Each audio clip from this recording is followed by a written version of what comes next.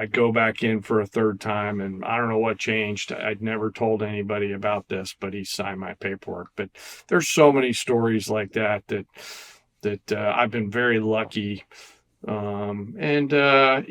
Ultimately, if he'd not signed it, I would have gone and done whatever. I don't want people to think that I wasn't committed to service. I think, and believe, and still believe I was very committed to service. It just felt like, for whatever reason, my young 22, 23-year-old self thought going to the total force reserve component was a better path for me, although I've sort of bounded back and forth through my career. Yeah. Well, I mean, again, it seems like it worked out. You got to wonder there if it's probably, if it's numbers or if it's just passion, the fact that he had obviously spent probably 20 plus years already on active duty where he didn't want to sign that. But I can see pushing your own rope.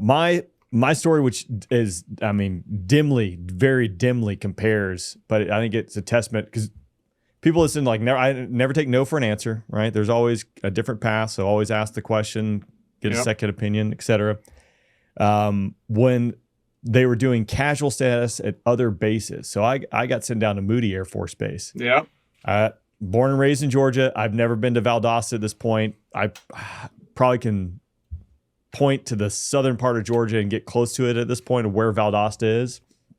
But they sent us to ASBC at Maxwell. I had my orders going to the 347th OSS. The internet, the Air Force. Me too. That's where I thought I was going banked also, was to Moody. Valdosta is a great town. But I did 15 months there. It was a great year, but I looked on the Air Force website and, bases were all at this point just kind of starting to get them or pay attention to it.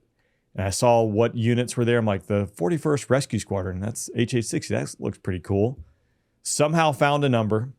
It's the ops desk. Some lieutenant who just showed up from Pavehawk School answers it. And I'm like, hey, I have orders down to Moody. He goes, wow, I'll be your sponsor. So he becomes my sponsor. I show up like 2 weeks later. I'm in the squadron for like 10 days. Half the squadron's deployed. There's an O5 as like an ADO who's running it. And they start assigning me. I become the snacko, sitting at the ops desk, doing whatever menial task. Is this after pilot training? This is before pilot training. So okay. I'm waiting. I have to wait. So you're stacked waiting to go to UPT. Waiting to go. Now they might have changed it again, but for at least I was one of the last. Our group was the last group because the following year they just started either sending them straight to pilot training and they would do whatever work around the base. Yeah. And then they started just delaying entry. So I had initially they fragged me for like a 6-month delayed entry into active duty, and they bumped it up to that was 30 days. So it worked out. But I show up down there, I'm in the squadron, and then one of the group meetings, they're like, "Hey, where's this like Lieutenant Waters? We have not seen him. He's lost." So the ADO chimes in. He's like, "He's ours now. Possession's 9/10 of the law." The other guys got sent off to the OSS, and one was like a unit deployment manager. One of them was an exec. Meanwhile, you're rocking the ops desk. Ops desk. I'm getting to fly in the HH-60. I'm shooting the minigun. I'm shooting the 50 cal. I'm the survivor out on the range. It was a great experience. But you kind of got to like, just own your own destiny there and like push it forward some.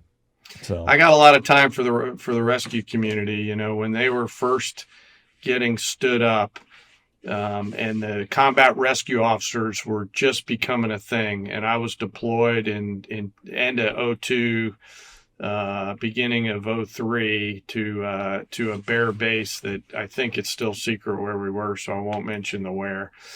But the first guys in there were me as the wing weapons officer and a small rescue element with Crow 1, a guy named Vinny Savino, and Crow 2, Terry Johnson, and a legendary chief called Bob Holler and Lee Schaefer. And so this small group of Crows and Jays were there. And if you've ever heard of Charlie, their mascot, who was a Vietnam sort of doll that squadrons try to steal from each other, I was lucky enough to take Charlie on his first combat mission in OIF 1 there. We needed to get Charlie a Viper sortie. He'd seen the Nam, but he'd never seen the mighty Viper. So we took Charlie on on a sortie, which was great. That'd be interesting. Let's divert to that rescue piece. 'Cause I'm thinking 06, 07 time frame. It goes from Special Operations Command out into Air Combat Command. You know, probably ballparking it. But it sounds like you in the early days of OIF and probably OEF, maybe not the case, or is all Special Operations. Can you, I guess, paint? So those days, I mean, after 9/11,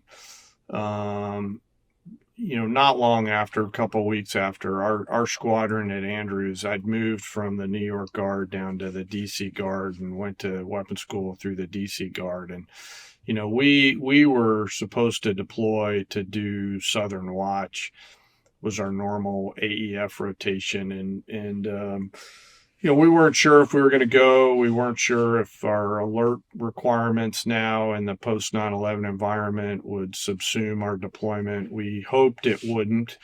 So there was all kinds of rumors at the time flowing around. So my leadership sent me to deploy. And so in October, November, I don't remember exactly when, not long after 9/11, I deployed to Jabber to be the 332nd Air Expeditionary Group Wing Weapons Officer, and started flying pretty quickly and doing a variety of different things. We did some interdiction, we did some FACA stuff, but that was really all a air power, soft ground force fight back in 01.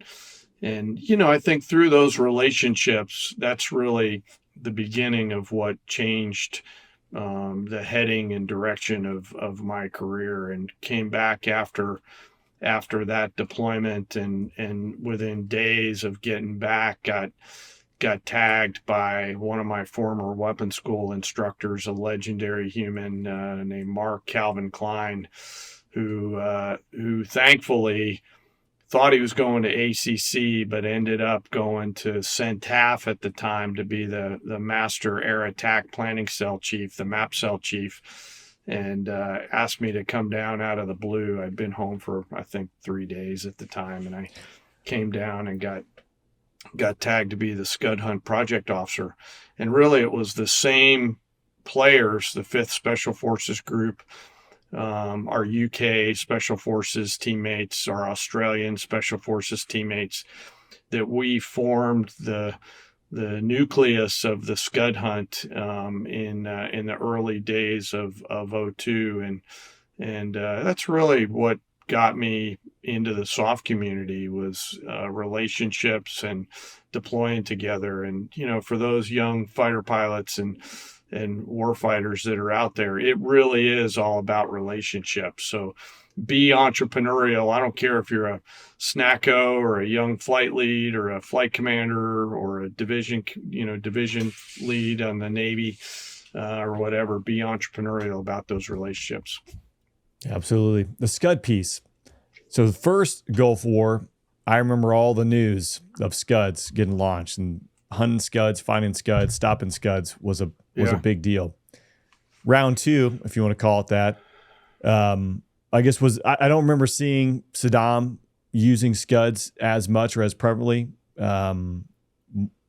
What was going on with that? And that in the second version, I guess, of SCUDs, was it a factor, or did we degrade everything? I think we ultimately created deterrence,